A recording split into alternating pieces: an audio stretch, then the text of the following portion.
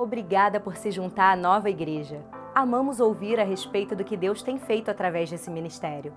Conte-nos sua história mandando um e-mail para contato@novaig.com.br. Se você deseja contribuir financeiramente com esse trabalho para que possamos alcançar mais e mais vidas, faça uma doação em novaig.com.br/doe.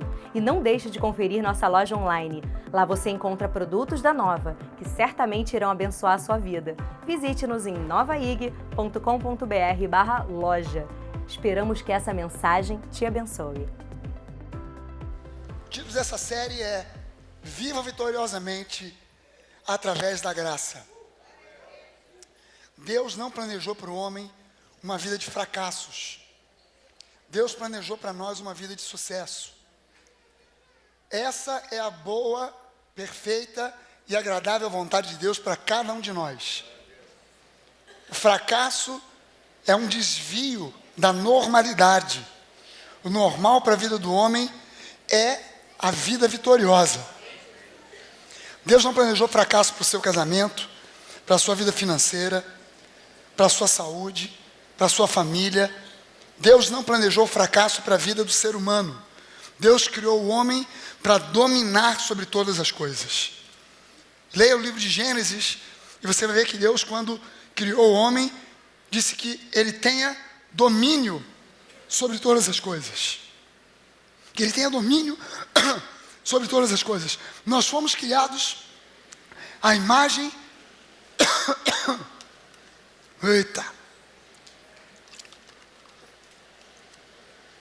a imagem e semelhança de Deus. E Deus não é um fracassado. Amém? Se nós somos criados à imagem do Deus que é o Criador do universo, que é um vitorioso por excelência, nós não podemos imaginar que Ele nos criou para o fracasso, porque nós fomos criados à sua imagem e semelhança. Amém?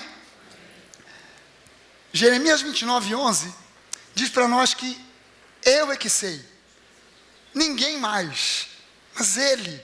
Não importa quem diga que você vai ter esse ou aquela desgraça na sua vida, que isso ou aquilo vai acontecer de ruim, não importa, porque Deus diz, eu é que sei que planos, que pensamentos tenho a vosso respeito, a seu respeito.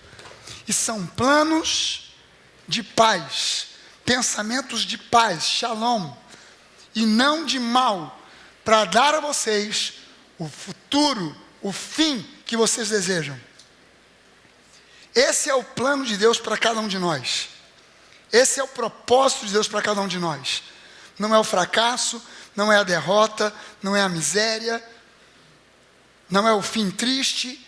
O que Deus planejou para cada um de nós é isso aqui.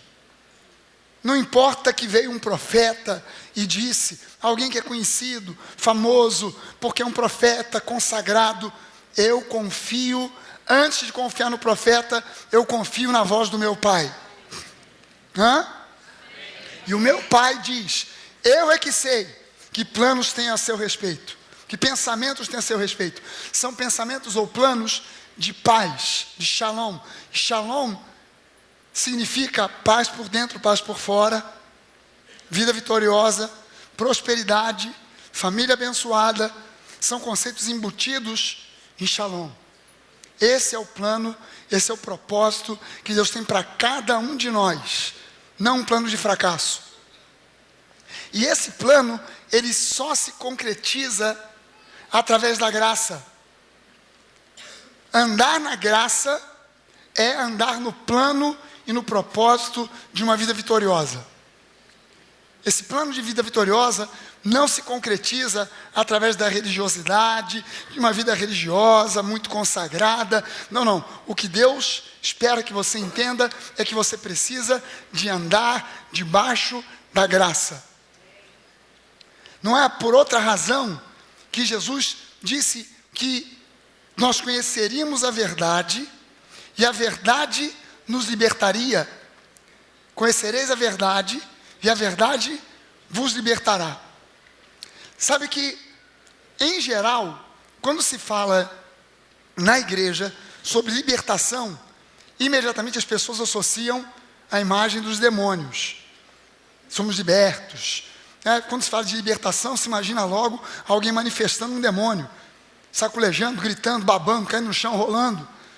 Mas quando o apóstolo Paulo fala sobre libertação, em 99,9% das vezes que o apóstolo Paulo fala sobre libertação, ele fala sobre libertação do jugo da lei. E sermos libertos do jugo da lei. Ser liberto do jugo da lei é ser liberto do jugo da lei para estar agora debaixo da graça. Não há outra alternativa e outro caminho para você andar numa vida vitoriosa. Eu preciso me lembrar que quando Jesus disse, vocês vão conhecer a verdade, e a verdade é que vai libertar vocês. O apóstolo Paulo associa libertação à libertação do jugo da lei. E João diz para nós que a graça e a verdade nos liberta. A graça e a verdade vieram por meio de Jesus. Alguns comentaristas, você vê em alguns livros de teologia, em livros de estudo no rodapé, alguns comentaristas dizem que o grego do apóstolo João era um grego muito ruim, muito pobre. E um dos comentários que eles dizem é que, por exemplo, logo no início do seu evangelho, ele tem um erro de concordância, porque ele diz que a graça e a verdade veio. No português o pessoal corrigiu. A graça e a verdade vieram por meio de Jesus. Só que na verdade, quem tem uma interpretação muito pobre são os comentaristas, porque não sabem que João colocou o verbo no singular de propósito, porque a graça e a verdade não são duas coisas estanques, colocadas uma do lado da outra. E de vez em quando você fala da graça, e de vez em quando você fala da verdade, porque a graça é o lado bonzinho, e a verdade é o lado duro, malzinho de Deus. Mas são duas coisas separadas. Nananina. Quando João disse, a graça e a verdade veio por meio de Jesus, ele fez isso de propósito, para que a gente entenda que graça e verdade são inseparáveis, porque são uma só coisa. É como água. A água é formada por H2O, hidrogênio e oxigênio. Mas se você separar hidrogênio para um lado, oxigênio para o outro, você já não tem mais água. Ninguém mata a sede com oxigênio. Tem oxigênio a valer no ar, mas você está com sede, você não respira. Estou com sede, respira mais forte, que a sede vai embora. Por quê? Porque na atmosfera tem oxigênio à vontade, hidrogênio à vontade, é só você respirar que a sede vai embora. Estou com sede? Não vai adiantar nada, porque você precisa de um outro elemento, que é a água, que junta hidrogênio, oxigênio, para formar uma terceira coisa, que não tem nada a ver, nem com hidrogênio, nem com oxigênio, chamado água. Da mesma forma, se você tenta separar graça para um lado, verdade para o outro, você tem uma outra coisa. Você tem religiosidade, você tem filosofia, você tem um monte de coisas, mas você já não tem mais graça. A graça, ela é composta por esses elementos. Verdade, graça, junta tudo, você tem a pessoa de Jesus. Jesus é a verdade, Jesus é a graça. Amém? E Ele planejou para nós uma vida vitoriosa. Mas essa vida vitoriosa só vem quando nós começamos a entender a revelação da graça. Por isso, você pode libertar uma pessoa da opressão de demônios. A pessoa pode estar endemoniada até a raiz dos cabelos. Se orou, a pessoa manifestou, o demônio saiu.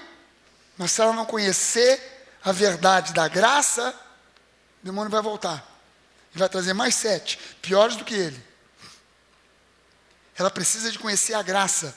E graça não é algo que você recebe por meio intelectual. Graça é algo que você recebe por meio de revelação.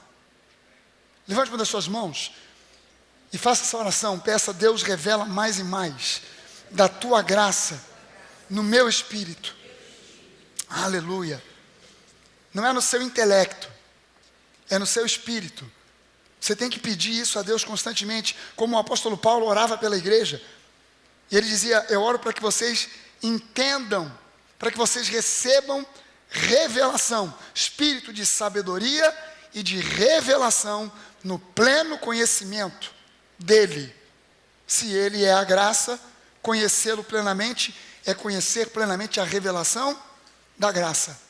Não dá para conhecer Jesus sem conhecer a graça. E não dá para conhecer a graça sem conhecer a pessoa de Jesus, porque Jesus é a graça. A graça não é uma doutrina, não é um pensamento, não é um ensino, não é um movimento, é uma pessoa, é Jesus. Conhecer a graça é conhecer Jesus. Conhecer Jesus é conhecer a graça. Amém, gente? Para se viver uma vida vitoriosa, é preciso de uma base forte. E essa base forte, para eu viver essa vida vitoriosa, ela se constitui desses dois pilares que precisam ser inabaláveis: graça e fé. Porque tudo que Deus te dá pela graça. E você só recebe pela fé. Então eu preciso dessas duas bases. Se eu quero construir um grande prédio, quanto mais alto o prédio for, mais fundo tem que ser os pilares. Mais forte tem que ser a base que eu construo para esse prédio crescer. Para ter uma construção grande para o alto, primeiro eu preciso construir para o fundo. Ter uma base sólida, inabalável, para que aquele prédio cresça e não desmorone. Amém, gente? Você olha para um arranha-céu, quando você viaja para uma cidade onde tem arranha-céu, você vai para São Paulo, você vai a Nova York, você vê os arranha-céus, quanto mais alto o prédio é, mais profunda é a base que ele tem. E nós precisamos de uma base profunda de graça e fé para vivermos a vida vitoriosa que Deus planejou para nós. Amém, gente? Ainda que você tenha cometido erros no passado, quem é que nunca cometeu um erro? As pessoas têm às vezes umas ideias meio malucas, do tipo assim, encaram o cristianismo e passam essa ideia para as pessoas, de que para você um dia estar na igreja, você precisa se preparar. Um dia eu ainda me converto. Você já ouviu esse tipo de conversa? Você fala de Jesus para alguém, a pessoa fala assim, mas eu ainda não estou preparado para isso não. Preciso me preparar para Jesus. Um dia ainda vou ser crente. Acho tão bacana os crentes, tão legal o pessoal, mas não estou preparado para isso ainda não. Já ouviu essa conversa? Não já? É como se ela estivesse dizendo assim, eu estou imundo. Eu estava na rua e fui participar de uma prova daquelas de cross country. E a gente passa por lama, passa por terra, a gente sobe morro, desce morro, rola, e eu estou imundo. E eu preciso tomar um banho. Mas antes de me tomar o banho, eu preciso me limpar. Espera aí, o banho já é a limpeza. Você não se limpa para depois tomar banho. Você já entra no banho porque o banho vai te limpar. Você não se prepara para entrar na graça. Você entra nela do jeito que está. Você entra direto, porque lá você vai ser limpo, lá você vai ser purificado, lá você vai ser abençoado. Mas você precisa de entender que ainda que você tenha cometido erros no passado, ainda que você pense que é tarde demais, pastor, acho que o meu tempo já passou. Ainda que você pense e na sua mente haja pensamentos que digam que você merece, porque merece estar com a sua derrota decretada. Ainda que você pense tudo isso, esses não são os pensamentos de Deus a seu respeito.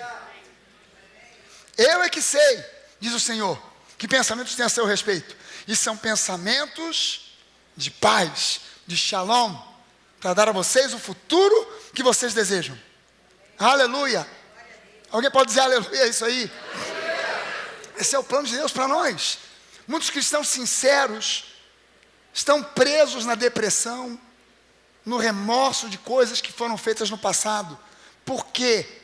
Porque ainda não entenderam o coração gracioso do nosso Deus. Porque entendem Deus através de um filtro chamado religiosidade. E a religiosidade sempre coloca a graça de Deus, mas coloca de outro lado o seu desempenho. Olha, Deus é gracioso, Deus é bom, mas você ainda não merece 100% dessa graça. 10% talvez. Para você, 10%. Eis que o Senhor me diz, para você 30%. Estou sentindo, ou para você, 25%. Mas ninguém aqui ainda está apto para 100% da graça. Por quê? Porque ninguém ainda merece. Exatamente. Por isso que você recebe 100%. Porque não é por merecimento, é pela graça. Graça é favor imerecido. Então eu recebo 100%. Se for pelo meu merecimento, não é 10, não é 20, nem 25, é 0. Pelo merecimento é 0%, mas como é favor imerecido, Ele derrama 100% sobre nós. Eu preciso entender o coração gracioso de Deus. Amém, gente? Preciso entender o coração gracioso de Deus. Somente a graça provê uma libertação definitiva das amarras do pecado. Não há outro meio. Só a graça nos fornece essa libertação plena, completa, definitiva. A graça, ela não contemporiza com o pecado. A graça não fecha os olhos para o pecado. A graça não finge que o pecado não existe. A graça não passa a mão na cabeça de quem peca, mas ela nos convida a viver num estado contínuo de metanoia. Mudança de mente. Mudança de mente. Não é à toa que o apóstolo Paulo, o convite mais enfático que existe em toda a Bíblia, não somente no Novo Testamento, é Romanos 12, 1 e 2. Eu peço a vocês, eu rogo a vocês, eu imploro a vocês, por favor, por tudo que é mais sagrado, pelas misericórdias de Deus, eu imploro a vocês que vocês apresentem o seu corpo como um culto racional a Deus e que vocês renovem a sua mente para que vocês possam experimentar qual seja a boa, perfeita e agradável vontade de Deus. Não é à toa sobre o que Paulo está falando ali em Romanos 12, 1 e 2. Sobre metanoia. Mudança de mente. Mudança de mente. A graça, para que você viva e ande na graça, você precisa de estar num estado contínuo de metanoia. Disposto a mudar a cada manhã. Disposto a ser transformado pelo Espírito de Deus a cada manhã.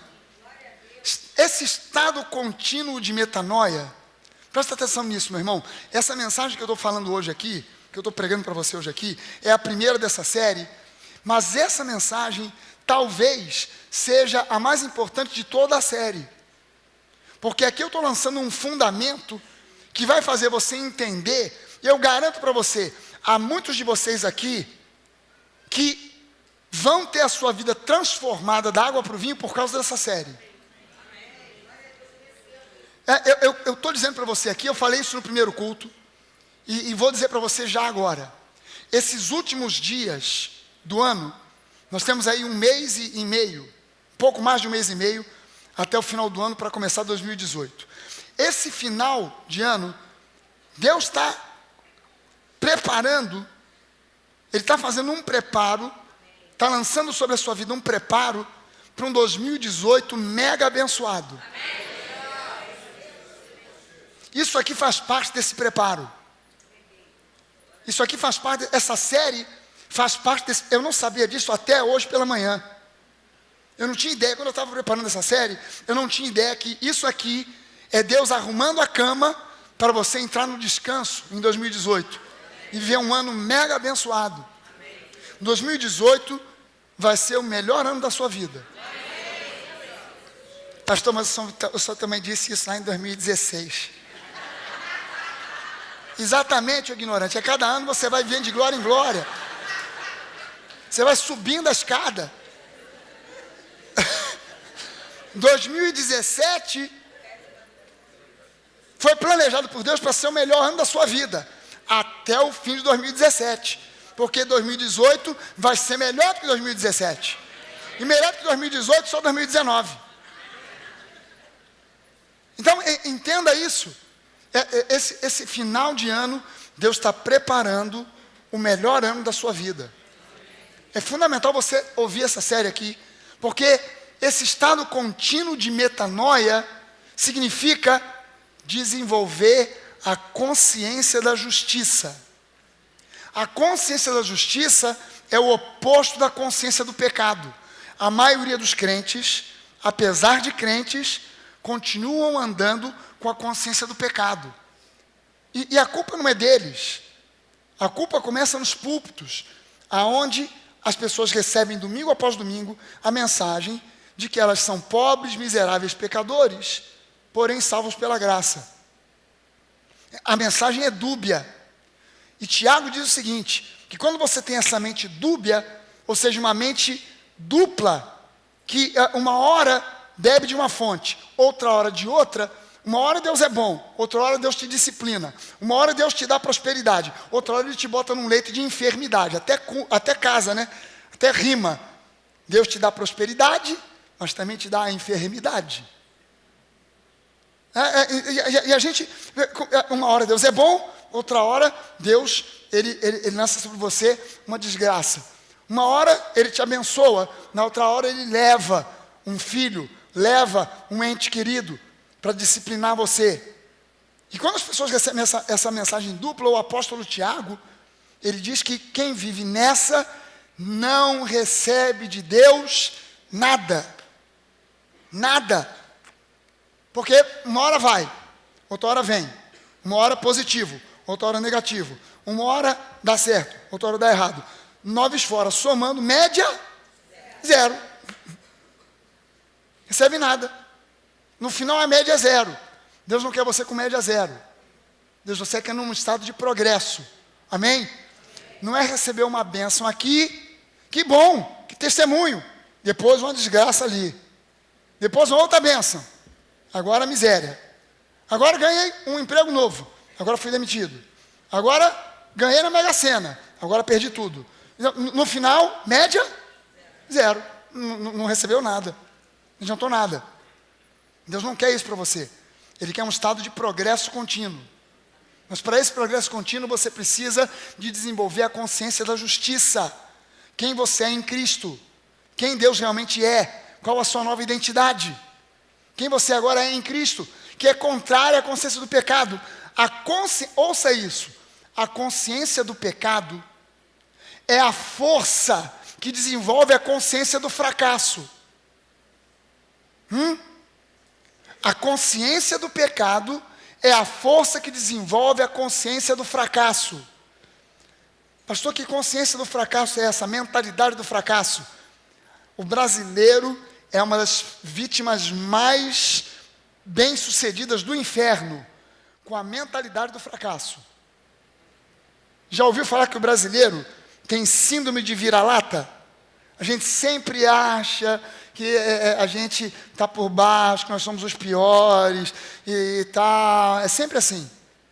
É sempre assim. O brasileiro sempre se vê último da fila. Não é para mim. A consciência do fracasso é uma mente cheia de autopiedade, inveja, ressentimento, complexo de inferioridade. Ela é negativa, ela só consegue ver dificuldade, desgraças, impossibilidades e limitações. Quando você encontra alguém com, não precisa de ter todas as características não, quando você encontra alguém com apenas uma dessas características aqui, você encontrou alguém que tem já desenvolvida a mentalidade, a consciência do fracasso. E essa pessoa, se você puxar mais o fio da meada, você vai encontrar atrás da consciência do fracasso, a consciência do pecado. Isso aqui, presta atenção nessa realidade. A consciência do pecado é a força que desenvolve a consciência do fracasso. E a consciência do fracasso, ela é cheia de autopiedade. Ninguém me ama, ninguém me quer. Inveja, famoso olho grande. Aquele plástico que você botou no carro, está amarrado, olho grande. Sabe por que você botou aquele plástico? Porque você tem a consciência do fracasso. Aí bota no carro. Está amarrado, olho grande. Já viu o pessoal com esse plástico no carro? Engraçado, eu só vejo esse plástico em carro ruim. Nunca vi esse plástico num BMW. Nunca vi esse plástico num Mercedes. Mas já vi em Fusca e Chevette. Chevette, gente, às vezes empenado, aquele Chevette que está assim, ó. A roda da frente está mais para cá, a traseira está meio, o Chevette anda meio de lado. E está assim, escrito assim, foi Deus que me deu.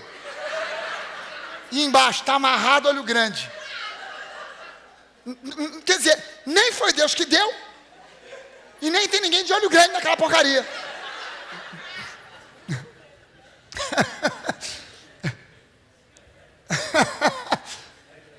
A consciência do fracasso, presta sua atenção, a consciência do fracasso é uma vozinha que diz assim, a vida não sorri para todos.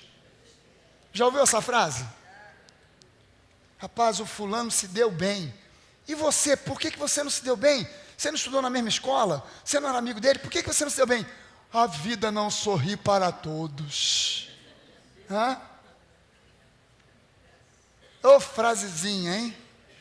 A vida não sorri para todos. Tem uma outra que é uma maravilha. Somente alguns sortudos conseguem romper na vida. E eu faço parte do grupo dos azarados. Hã? Já ouviu essa? Tem gente que tem uma sorte danada, rapaz. Mas comigo, eu sou azarado. Quando a lata de tinta derrama, vem sempre para o meu lado. Quando alguém derrama aquela Coca-Cola na mesa, vem sempre para o meu lado. Quando alguém vai sentar no restaurante e tem uma cadeira empenada, sou eu que sento naquela cadeira que está toda ruim. E quando o pessoal pede a comida, que vem justamente aquele peixe que está estragado, azedado, com maresia, é justamente o do meu prato. Eu sou tão azarado. O mundo tem alguns sortudos que conseguem romper, mas eu faço parte do grupo dos azarados. Isso aqui é a consciência do fracasso. A consciência do fracasso, manda essa aqui. O camarada é rico? Deve ter roubado alguém. Só pode ser. Ninguém tem essa grana toda assim, não. Isso aí deve estar metido no Petrolão. Deve ser amigo de alguém do Mensalão. Roubou alguém. Não é possível. Já ouviu esse papo? O pessoal da esquerda adora isso aqui. O pessoal da esquerda adora essa frase. Todo rico é ladrão. Roubou, por isso que chegou lá. E ele pensa o seguinte, só pode ser por quê? Porque eu ralo, trabalho pra caramba. E olha só onde é que eu estou. Não precisa dizer onde é que ele está, né? Isso é uma mentalidade do fracasso. Isso aqui é a mentalidade do fracasso. Isso aqui não é uma conclusão inteligente, não. Isso aqui é a mentalidade do fracasso. Mentalidade do fracasso, essa aqui é uma pérola. A vida já me deu mais do que eu mereço. O camarada não tem nada. A vida já me deu mais do que eu mereço. Mas olha, há uma diferença sutil. Quando o cara diz assim, Deus já me deu mais do que eu mereço. É uma diferença sutil. Porque eu posso dizer, Deus já me deu mais do que eu mereço.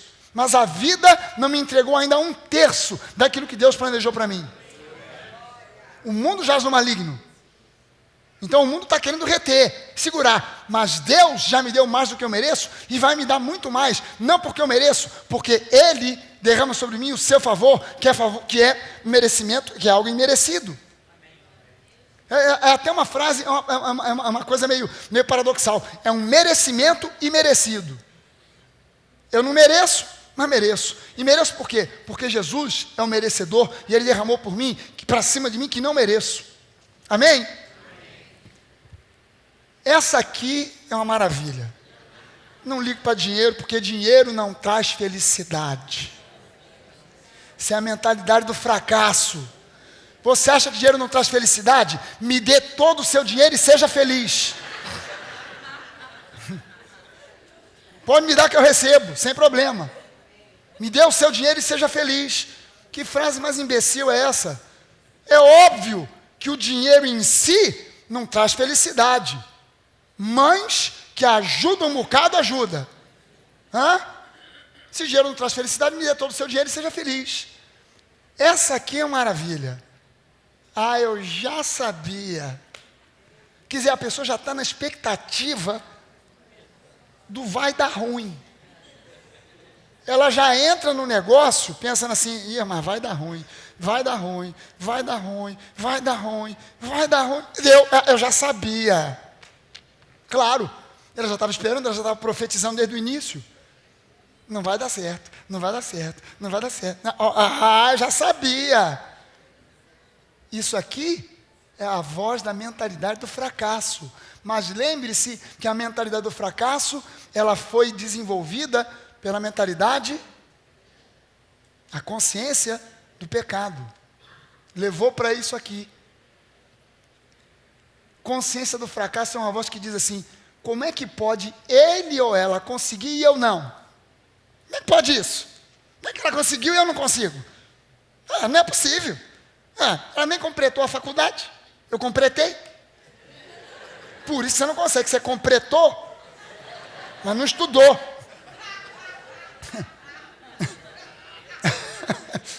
Como é que pode? Fulano conseguiu, eu não consigo. Como é que pode isso? Não entendo isso.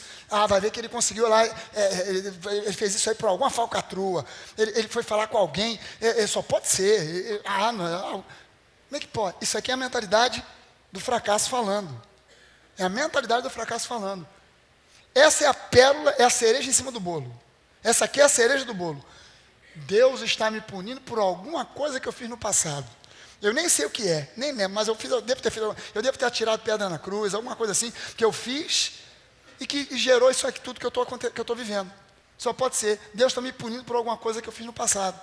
Isso aqui é a mentalidade do fracasso, que foi fortalecida, foi gerada no ventre da mentalidade, da consciência do pecado. Quando a pessoa não sabe a sua nova identidade em Cristo, ela não sabe quem ela é em Cristo. Se ela não sabe quem ela é em Cristo, muito menos ela sabe quem Deus é. Se ela não sabe quem Deus é, ela não sabe quem ela é, e ela desenvolve uma mentalidade da religiosidade. E a religiosidade sempre vai desenvolver esse caminho duplo. Você é salvo pela graça, mas, sabe como é que é? De vez em quando, Deus entra para te disciplinar e te bota no hospital, te dá aí um problema, que é para você aprender, para você se tornar uma pessoa melhor. E aí você começa a desenvolver a mentalidade do fracasso. A consciência da justiça, ao contrário, é uma consciência que te conduz para uma nova mentalidade, que é a mentalidade da graça. A consciência da justiça te conduz para a mentalidade da graça. E essa mentalidade, ela é fruto dessa nova consciência, e ela me diz, eu posso todas as coisas naquele que me fortalece. Ela diz, eu sou mais que vencedor por causa do grande amor com que o Pai me ama. Levante das suas mãos e diga isso. Em Cristo, eu posso todas as coisas. Porque a palavra do meu Deus diz que eu posso todas as coisas naquele que me fortalece. Aleluia! Diga, eu sou mais que vencedor por causa do grande amor com o qual Deus me amou, me ama e me amará sempre. Aleluia! Aleluia! Amém. Gente, 1 Coríntios é uma epístola interessantíssima, porque ela é uma epístola, é a mais difícil de todas as epístolas para você estudar e interpretar, justamente porque ela não trata de um assunto único, ela trata de vários assuntos. E esses vários assuntos são tratados porque o pessoal de Corinto escreve para Paulo, fazendo uma série de perguntas, e Paulo escreve de volta, respondendo essas perguntas. Então tem vários temas. Mas olha só uma coisa interessante. O apóstolo Paulo mostra para nós e diz que o povo de Corinto, muitos deles, ainda frequentavam o templo de Apolo e o templo de Afrodite. Esse povo, Corinto era uma cidade cosmopolita, um porto, o mais importante da sua época, que recebia gente de tudo quanto era canto do mundo para negociar, para comércio. E essa cidade, o povo de Corinto, era uma cidade de cultura grega. E a adoração aos deuses gregos, muitos desses deuses eram adorados em templos onde a adoração se dava por meio de orgias sexuais e alimentares. Então o pessoal ia para o templo de Apolo, e no templo de Apolo, de repente acontecia uma orgia, todo mundo nu, e todo mundo com todo mundo, ninguém é de ninguém. No templo de Diana, ou no templo de Afrodite, a mesma coisa. Lá no templo de Diana dos Efésios, no templo de Afrodite, que existia em Corinto, todo mundo sem roupa, e aí era homem com homem, mulher com mulher, mulher com jacaré, homem com mulher, o que desce. Todo mundo lá. E antes da orgia sexual, era uma orgia alimentar. Então o pessoal comia, bebia, entornava vinho, que é para já ficar meio solto lá depois para a orgia sexual. Aí, quando já estava com a barriga cheia, que não aguentava comer mais, ia num canto, vomitava para voltar e comer mais, e tome vinho, depois todo mundo junto. E o apóstolo Paulo diz para nós que tinha muita gente que frequentava a igreja, que ia à igreja em Corinto, e que ainda frequentava o templo de Apolo e o templo de Afrodite. É como se nós disséssemos que hoje tem gente que vem ao culto na Nova no domingo e na sexta-feira vai bater tambor para o Exu Caveira.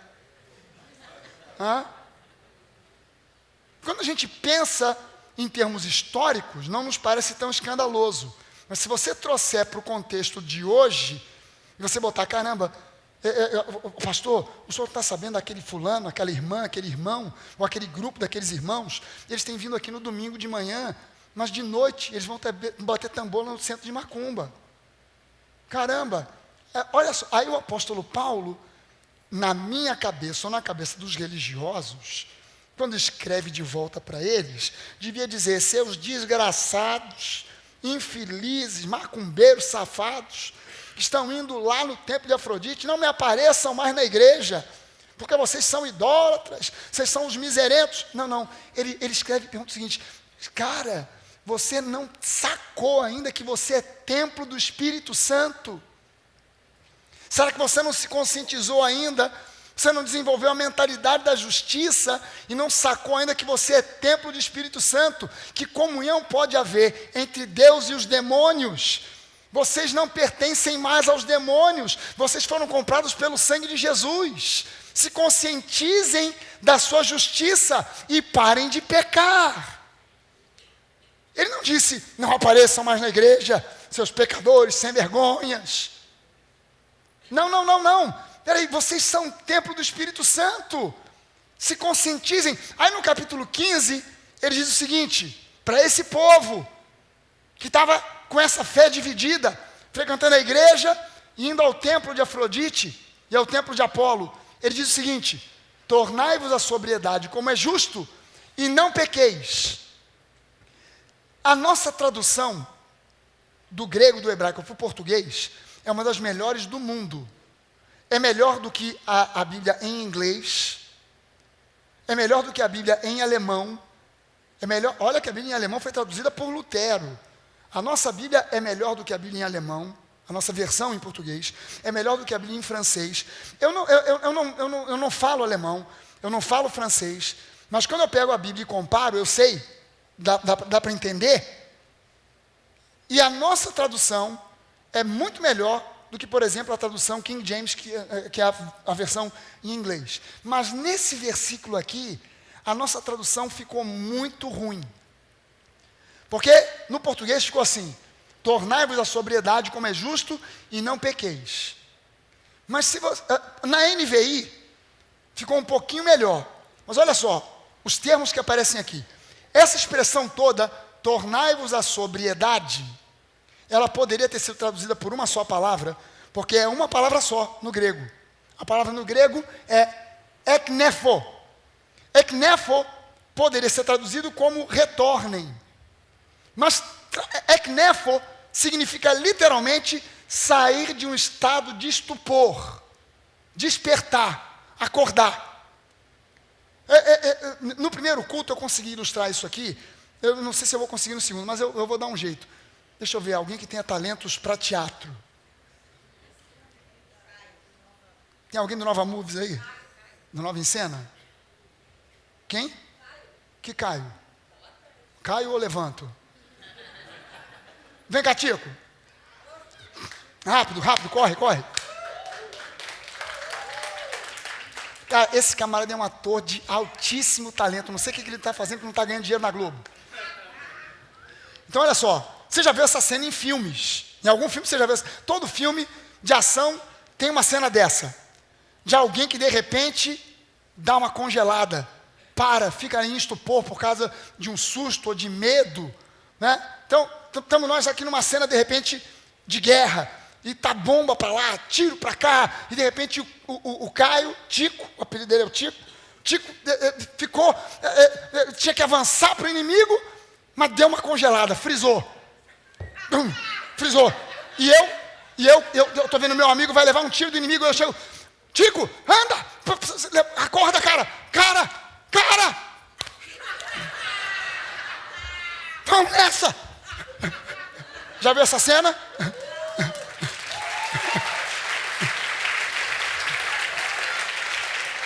O fundamental da cena é o tapa na cara, né?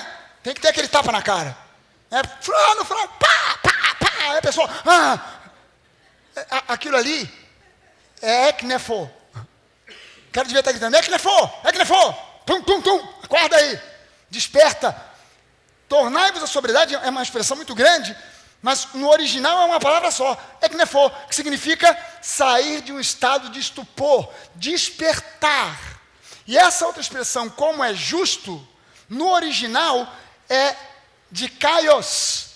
E de kaios significa inocente, santo, justo, justificado, justiça, justificação. Então, olha só, a King James não é a melhor tradução, a nossa em português é melhor, mas nesse versículo a King James deu um banho. Ela traduziu muito melhor. A NVI chegou mais perto do original. A NVI diz assim, como justos, recuperem o bom senso e parem de pecar. Mas na Bíblia em inglês, diz assim, despertem para a justificação e não pequem mais.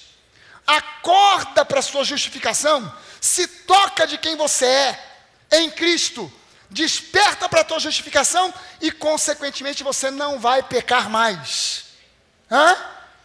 O convite bíblico ali é quase que uma ordenança, desperte para a sua justificação.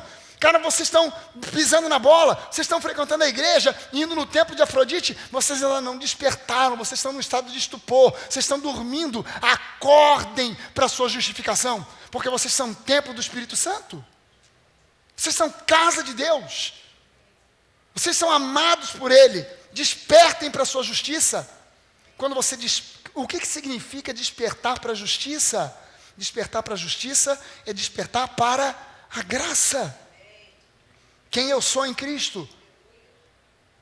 Não mais agora quem eu fui.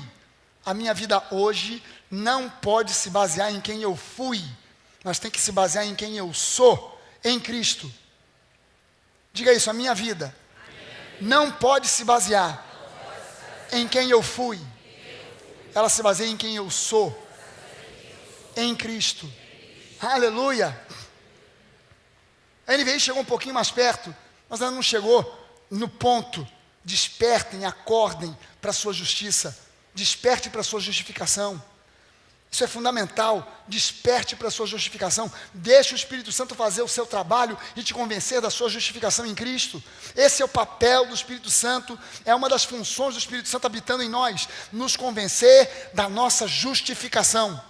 Porque o diabo todo santo dia vai tentar te convencer do seu pecado, do seu erro, das suas falhas, das suas carências. E você precisa despertar para a sua justificação. Se deixar convencer pelo Espírito Santo.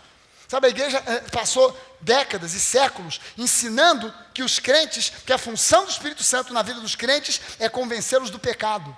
Mas quando Jesus disse a respeito do Espírito Santo convencendo o homem do pecado, ele bota lá em João, no capítulo 16, quando o Espírito Santo vier, quando o outro Consolador vier, ele convencerá o mundo do pecado. Ele vai convencer o mundo do pecado, da justiça e do juízo.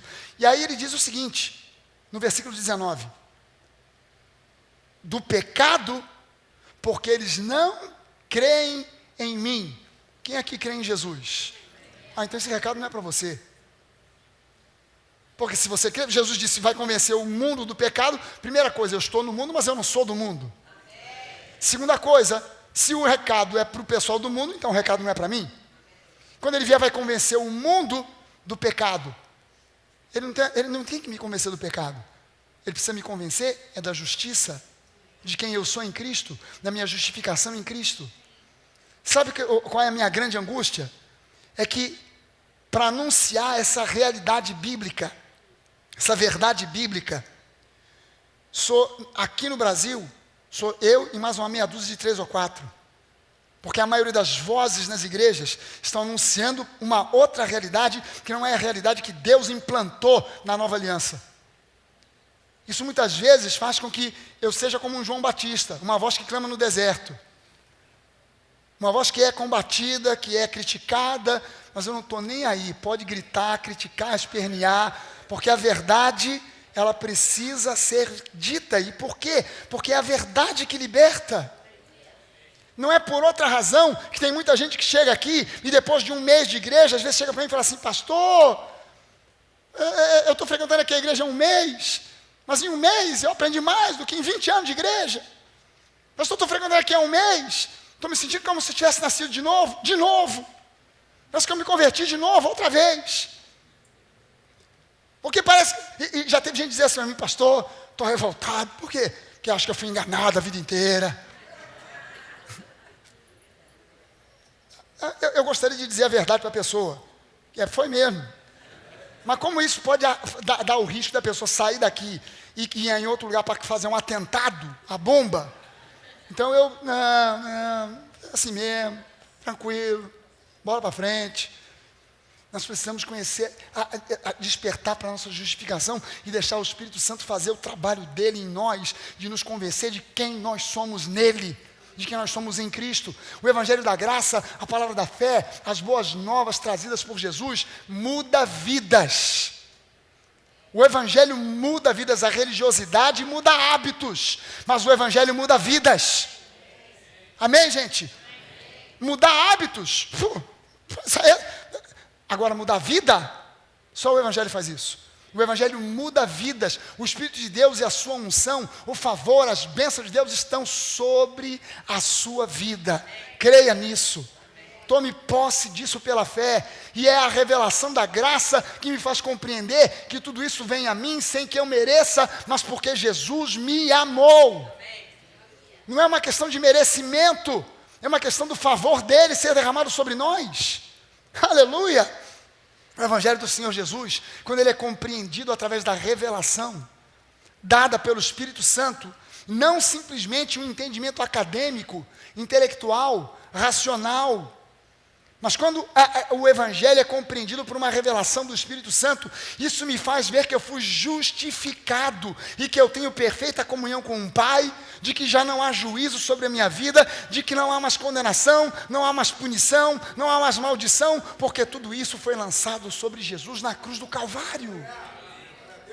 Não pode mais haver nada disso sobre mim, sobre você. Por quê? Porque isso foi lançado sobre Jesus.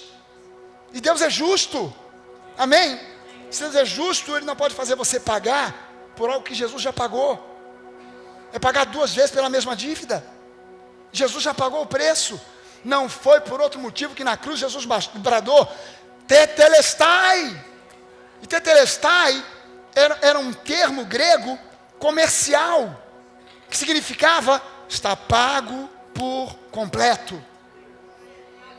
O camarada comprou um camelo à prestação, pagar em 12 vezes, sem juros. Pagou a primeira, a segunda, pagou a 11ª, 12ª. Quando ele pagava a 12ª prestação do camelo, o vendedor do camelo dava para ele um título com um carimbo escrito tetelestai. pago por completo. Ele não precisava voltar no 13º mês para pagar a 13ª prestação pelo camelo novo. Por quê? Porque foi pago por completo. E na cruz, Jesus bradou, tetelestai, está consumado, pago por completo. Aleluia! Está pago por completo. Aleluia! Romanos 1, 16 e 17 diz lá: pois eu não me envergonho do Evangelho, porque o Evangelho não é religião, o Evangelho não é religiosidade, o Evangelho não é um conjunto de regras e mandamentos. A lei era um conjunto de regras e mandamentos. O Evangelho não é mais um conjunto de regras e mandamentos. O Evangelho é o poder de Deus para a salvação de todo aquele que crê. Primeiro do judeu e também do grego, do gentio. Você sabe que a igreja, olha como é que a igreja anda numa esquizofrenia miserável. A pessoa que às vezes chama para mim para perguntar: pastor, você está seguindo a vida de Jesus? Eu já fui em igreja que o pastor disse que o relógio de Deus é Israel. Então a gente tem que ficar de olho em Israel. O que acontece em Israel é o que determina a segunda vinda de Jesus.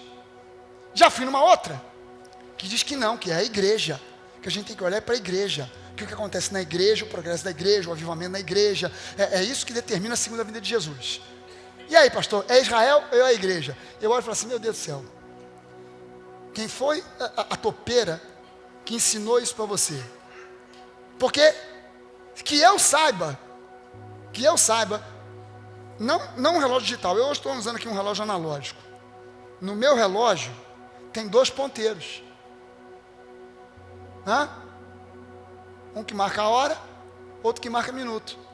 Alguns relógios até tem um 3º ponteiro, que marca segundos. Mas no mínimo, todo relógio, para funcionar direito, tem 2 ponteiros, não tem? Se só tiver o da hora, te resolve? Adianta? Se só tiver o dos minutos, adianta? Precisa ter os 2. Qual é o relógio de Deus? Israel e a igreja. Você tem que estar de olho nos 2. Não adianta olhar só para um. Ficou de olho só na igreja. E Israel? Ih, esqueci. Já era, perdeu o bonde. Ficou de olho só em Israel. E a igreja? Não, me ensinaram que é só em Israel. Perdeu o bonde. Você tem que olhar para um e para outro. Porque o Evangelho é o poder de Deus para a salvação. Salvação sotéria. Sotéria, salvação da vida, da morte eterna, cura, libertação, prosperidade, vida abundante, planos, propósitos cumpridos, promessas cumpridas. Plano de Deus. O Evangelho é o poder de Deus para a salvação sotéria de todo aquele que crê, primeiro do judeu e também do gentio. Deus se esqueceu de Israel? Não. Deus continua, Deus fez de nós um só povo. Eles ainda nem sabem disso, mas nós somos tão judeus quanto eles, e eles são tão crentes quanto nós. Pode ser até que eles nem saibam disso, visto que a justiça de Deus se revela no Evangelho.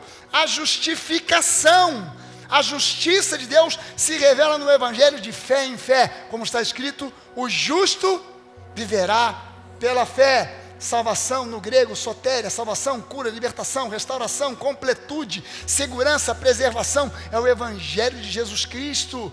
Nada parecido é dito na antiga aliança. Tem lugar nenhum na antiga aliança que diga que a lei é o poder de Deus para a salvação de todo aquele que crê. Em lugar nenhum da antiga aliança.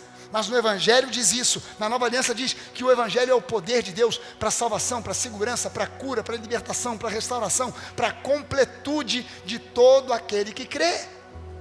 E tudo que Jesus conquistou para nós é recebido pela fé, porque o justo viverá pela fé, não pelas suas obras, não pelos seus merecimentos, não pelos seus méritos, não pelo cumprimento de obrigações religiosas. Ele viverá pela fé, pela crença de que aquilo que Deus prometeu é real e se cumprirá na minha vida e na sua vida.